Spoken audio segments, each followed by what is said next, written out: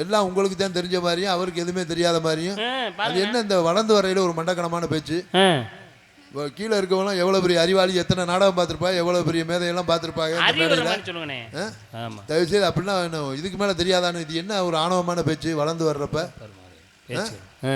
என்னமோ நாரதருக்கு ஆள் கிடைக்காம நம்ம கீழே அவ்வளவு பஸ் ஸ்டாண்டில் பஸ்ஸுக்கு நின்று ஆளை பிடிச்சி நாங்கள் பவுடரை தடவி கொண்டாந்து இந்த ஊர் மேடையில் நிப்பாட்டி இருக்க மாதிரியும் நீங்க என்னமோ எல்லாம் படிச்சுட்டு வந்த மாதிரியும். என்னம்மா பேச்சு?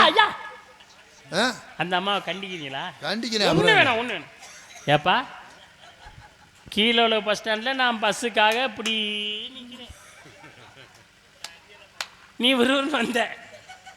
ஆகா நாரதர் கட்டப்படி ஆள் இல்லையேன்னு தேடி வரையில நான் அப்படி நிற்கிறேன். கிடைச்சாண்ட ஆளுன்னு சொல்லி விறுவிறுன்னு வந்து என் மொபைலில் பவுடரை பூசுற தூக்கி வேணும்னு வச்சுக்கிட்டீங்க. என்னைய கொண்டாந்து நாரதருக்கு ஆள் கிடையாது. அதுக்கு அந்த அம்மா பரவாயில்லையா? அந்த அம்மா நினைக்கிறத நீனு சொல்ல வேணாம். பூ ஆத்தாடி மனசு பதக்குங்குதுப்பா சாமி.